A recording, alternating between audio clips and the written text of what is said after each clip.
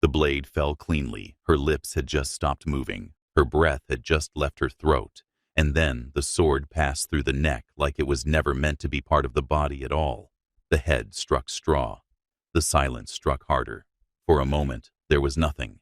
Not a word, not a footstep, no applause, no ritual, just the sound of linen shifting as the ladies-in-waiting moved forward, and then someone gasped because her eyes were still open, not blank, not frozen, moving.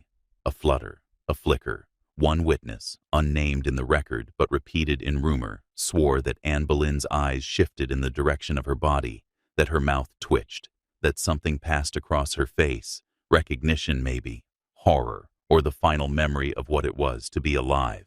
There was no official confirmation. The king would not allow it.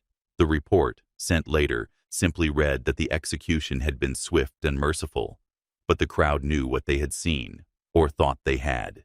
It does not take much to destabilize an execution, a body that convulses, a head that does not empty. The scaffold is built for narrative closure. It is supposed to silence. But Anne Boleyn's face did not obey. It remained, and in remaining, it ruptured the myth of clean death. She had died without protest. She had dressed with precision. She had forgiven the king, and still, her face moved, as if the death had not completed its work. The swordsman had been chosen for precision, brought from France to avoid the clumsy brutality of the axe. No block was used. She knelt upright, blindfolded, hands folded before her. The blade was hidden behind the back. He called for it as a distraction, and while she turned her head slightly, it struck. The gesture was meant to show mercy. But mercy does not matter if the eyes remain open afterward, if the mouth moves once more. If consciousness clings to the flesh, even for seconds, then execution becomes something else entirely. Not a ritual, but a violation. The witnesses were not prepared. They had come expecting silence, finality, a moral lesson dressed in white, but they received something else. A head that still looked, a face that refused stillness. The records do not preserve this. They could not. It would have threatened everything, the procedure, the authority, the dignity of the crown. But the rumor survived. It was repeated in letters, in hushed prayers, in the way people avoided the scaffold afterward, not because it had seen blood, but because it had seen her. Her body had been removed, her head placed in the coffin beside it, but the last image remained not in the linen, not in the record, but in the memory of a face that moved when it should not have. A woman's death was supposed to end her, but Anne Boleyn's death moved, and in doing so, it made her unforgettable. She had not been born to be queen. She had been born to be useful. Anne Boleyn was shaped not by lineage, but by proximity to power. Her education was French, her manners elegant, her intelligence sharp enough to provoke discomfort. She was never described as the most beautiful, but always as the most noticed. She entered Henry VIII's court not as a seductress, but as a signal, a woman with wit, a body, and no husband. In Tudor England, that was enough to be weaponized. Henry saw in her not just a partner, but a solution. His marriage to Catherine of Aragon had failed to produce a male heir. His patience had turned to obsession. Rome would not annul the union. The Pope stalled, the court whispered, and then Anne appeared, young, unsanctioned, Protestant-leaning. She became the embodiment of rupture. In her body, Henry imagined not just passion, but providence, a son, a break from Rome, a church bent to royal will. She became the political hinge on which an entire kingdom turned. But political flesh is not permanent. It is consumed. Anne bore one daughter, Elizabeth, strong, intelligent, and crowned in the wrong sex. Subsequent pregnancies failed. Miscarriages followed. The pressure mounted. Whispers resumed. What had once been sacred became inconvenient. Her body, once courted, was now questioned. Had she lied about her fertility? Had she bewitched the king? Had her love been sorcery, her laughter a sign of devilry? The same court that had praised her eloquence now found it sharp, dangerous, unwomanly. She was watched, monitored, every touch scrutinized, every glance reinterpreted. The politics that had crowned her now turned to dismember her, not only from the throne, but from the narrative itself. She had been the justification for schism. Now she was the scapegoat for its cost. Her downfall was not personal. It was structural. A regime needed stability. Anne Boleyn had once symbolized change. But change without results, without a son, becomes a threat. Her body, once kissed in private and praised in public, was now the focus of interrogation. Her womb had failed. Her eyes wandered, they said. Her brother's presence was too frequent. The charges were not proven, they were orchestrated. But they served their purpose. She would not be divorced. That would admit error. She would be eliminated. Her execution would not just remove her, it would retroactively cleanse the decision to crown her. Anne Boleyn was no longer a person. She was a problem, and the solution would be clean, foreign, and fast. Her neck was slim. Her voice was soft. She walked lightly. She joked about her execution. These were not signs of peace. They were symptoms of dissociation. She understood. Her body had always belonged to the crown, and now the crown no longer needed it. They built her trial like a stage, not for truth, but for instruction. Anne Boleyn was not brought before the court to defend herself. She was brought to perform her failure. The charges read like myth: adultery with multiple men, incest with her brother, plotting the death of the king. There was no coherent timeline, no credible witness. The accusations contradicted known facts, but coherence was not required. The appearance of guilt was sufficient. What mattered was submission. The queen was to become spectacle. The courtroom was packed, not with those who doubted, but with those who had already learned what to believe. Anne stood alone. The men she was accused of seducing, musician, courtier, noble, had already been interrogated, tortured, promised mercy, and given none. Her brother, George Boleyn, was charged with incest on the thinnest innuendo. A jest overheard, a closeness observed. It did not matter. The judgment was predetermined. What the court wanted was not innocence or guilt. It wanted collapse. Anne denied everything. Her voice was clear. She addressed the lords directly. She named her innocence. But even as she spoke, the machinery moved. Her words were irrelevant. Her composure was read as manipulation. Her grief as guilt. The court had been prepared to see a harlot, a traitor, a witch in courtly dress. They were not prepared to see a woman who refused to crumble, and so they hardened further. Her strength did not save her. It deepened her danger. The verdict was unanimous. She would die, but not just die, be removed, unqueened, unmothered, unremembered. The trial gave the appearance of process, but it was not law. It was purge. Every gesture, every robe, every oath was a veil over a murder already signed. Anne's fate had been sealed before her trial began. Her husband had already chosen her successor. The sword had already been summoned. The tower already prepared. What she endured was not judgment. It was pageantry, a ritual humiliation of the woman who had once undone a kingdom. Now the kingdom would undo her, cleanly, publicly, without appeal. No evidence could have saved her. No confession would have made it worse. Anne Boleyn did not die because of what she did. She died because the system required a body, a queen's body, laid low, eyes lowered, neck exposed. Her trial was not a courtroom. It was a scaffold with seats, and everyone in attendance knew exactly what kind of silence was being rehearsed. She arrived at the tower not as a prisoner, but as a message. The barge drifted silently down the Thames. No crowds, no cries, just the sound of water lapping against wood and the measured breaths of a queen who was no longer permitted to speak her name aloud. Anne Boleyn was held in the same chambers she had once occupied before her coronation. The symmetry was deliberate. The room had known her ascent. Now it would host her erasure. She had entered it as a future monarch. She would leave it in parts. Inside, she did not weep, not often, not in front of them. Her women, 4 in number, all chosen by her enemies, watched her dress, sleep, bleed. They reported everything, every sigh, every line spoken in her sleep. Her privacy was dissolved, her breath was monitored, her sanity assessed like spoiled fruit. Yet Anne endured. She spoke with clarity. She confessed nothing. She recalled her daughter with calm. She adjusted her sleeves with care. These were not acts of peace. They were the rituals of a woman already becoming something else. She joked about her little neck. The phrase horrified the women. But Anne said it with a strange smile, as if the only way to contain the terror was to name it lightly before it consumed her.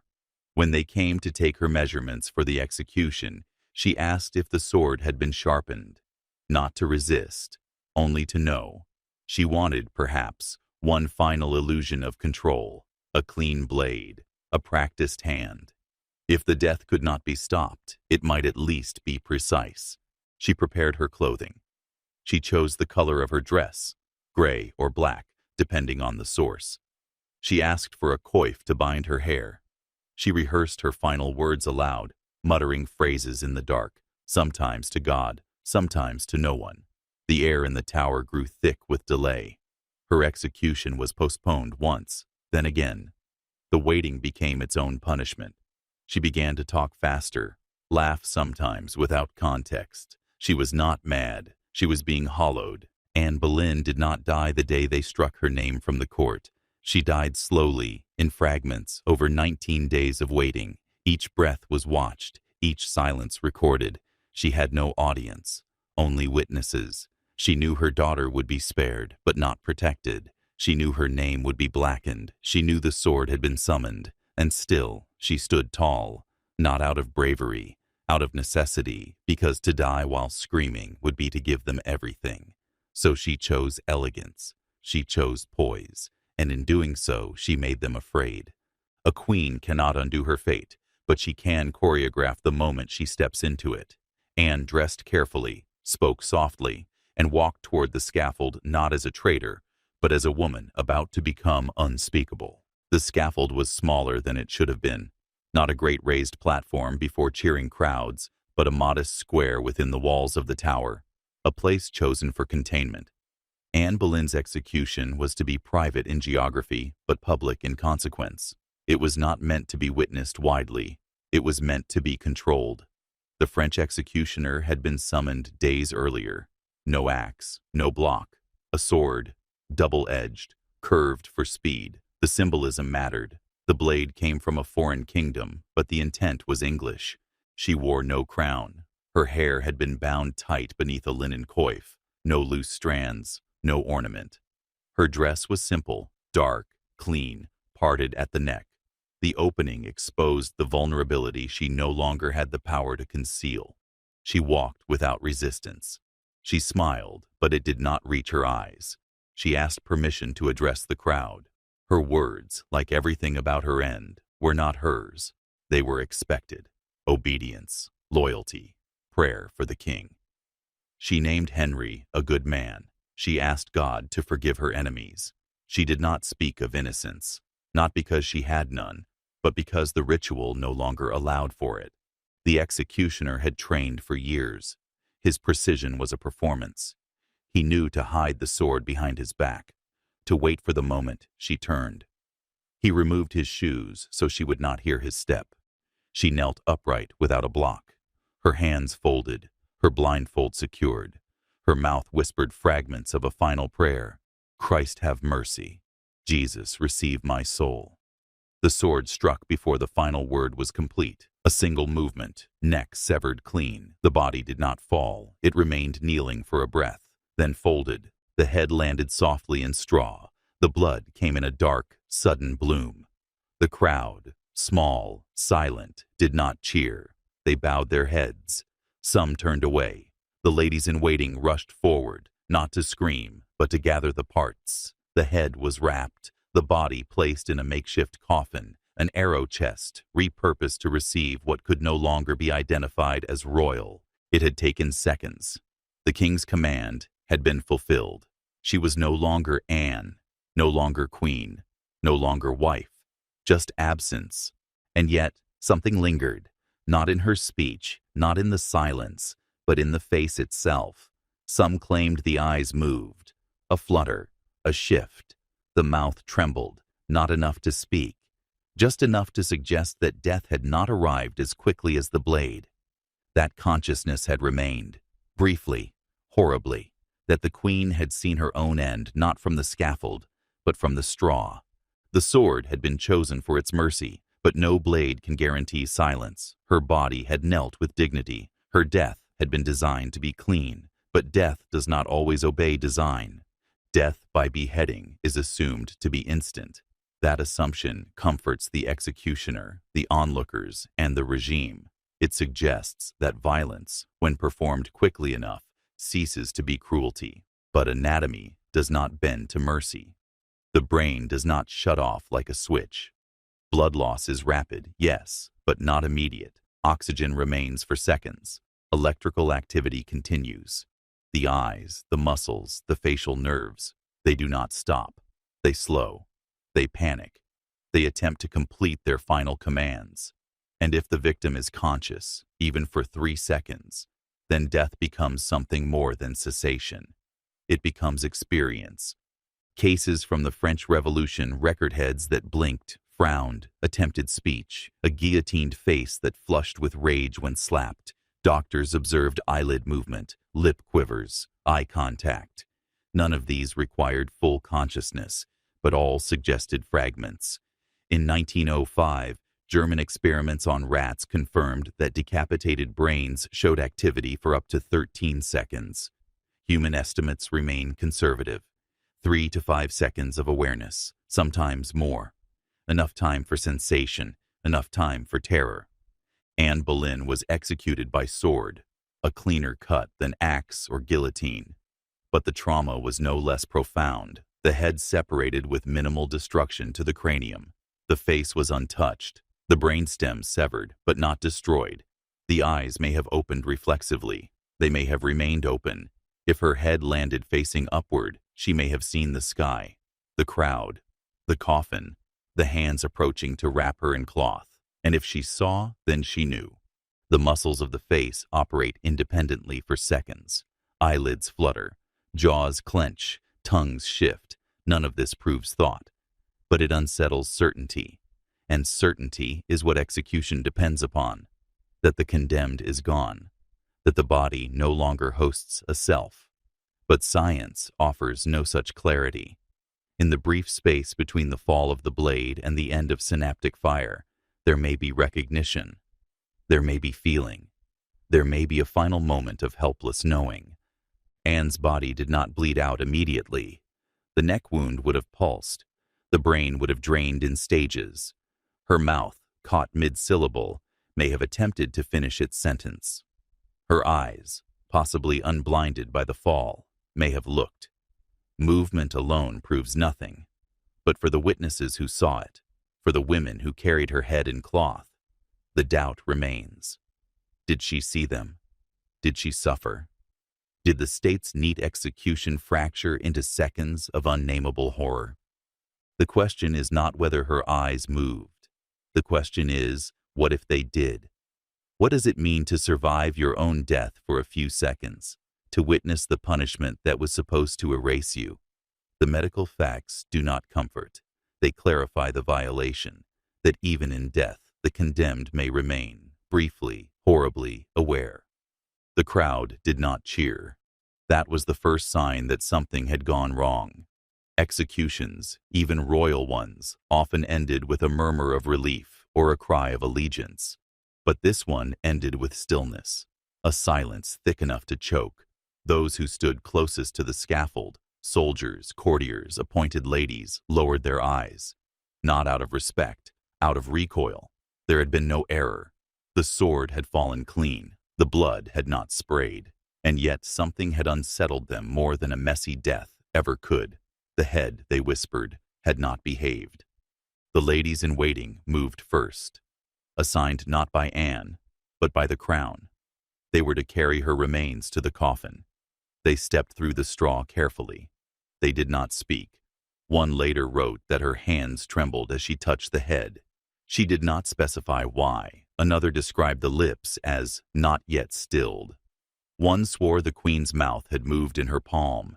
These were not official statements. They were fragments, scattered, veiled, passed in letters and confessions never meant for public eyes, but they were consistent. Not one described her as still. Anne's body had collapsed gently.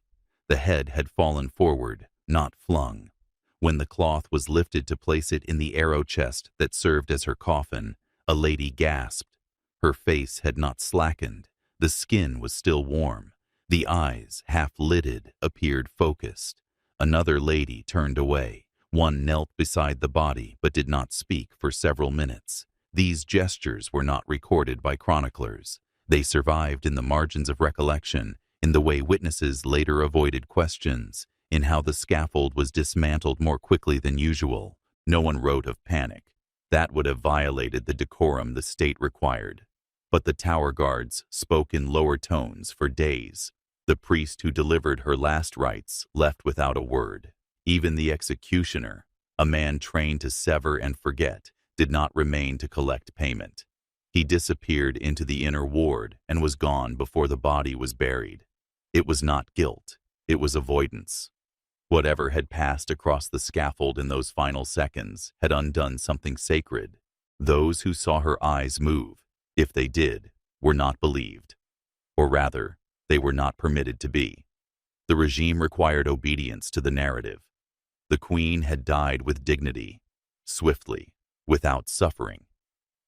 That story could not include tremors. It could not include breath. It could not include the possibility that for even a few seconds, Anne Boleyn had remained inside her body after death, watching, feeling, resisting the finality the blade had promised. The horror was not in the blood. It was in the uncertainty. They had come to witness the removal of a queen. What they saw was something far worse. A woman whose body refused to end neatly. A death that blinked back. A punishment that failed to silence. To understand what Anne Boleyn experienced in her final hours is not to speculate. It is to trace the anatomy of ritualized annihilation. Her composure was not calm. It was scaffolding. A final performance of coherence built atop psychic collapse. She had spent 19 days waiting to die, denied sleep, denied solitude, watched constantly by women appointed to record her unraveling. Her privacy had been hollowed out, her body measured for death. No touch, no gaze, no silence was hers. The queen had been dismantled before the sword was ever drawn. And yet she smiled. She made jokes. Her voice remained steady. This was not serenity, it was defense. Psychological studies of the condemned show patterns, emotional detachment, gallows humor, obsessive repetition. Anne displayed them all. Her talk of a little neck was not levity. It was an incision, a way to preempt the humiliation by naming it first. Her careful dress, her orderly speech, her rehearsed final words, they were not vanity. They were survival mechanisms. A woman stripped of sovereignty enacts order where none remains. She crafts dignity from the few elements left under her control: tone, fabric, silence. But under the surface, her letters reveal something more splintered. She wrote to Henry from the Tower, calling him my lord and my husband. But the sentences wobble. They shift between clarity and confusion, between hope and surrender. She asks not for life, but for fairness, not for forgiveness, but for memory. She knew she would not be spared. What she feared was being misunderstood, rewritten, made monstrous in the version they would offer after she was gone.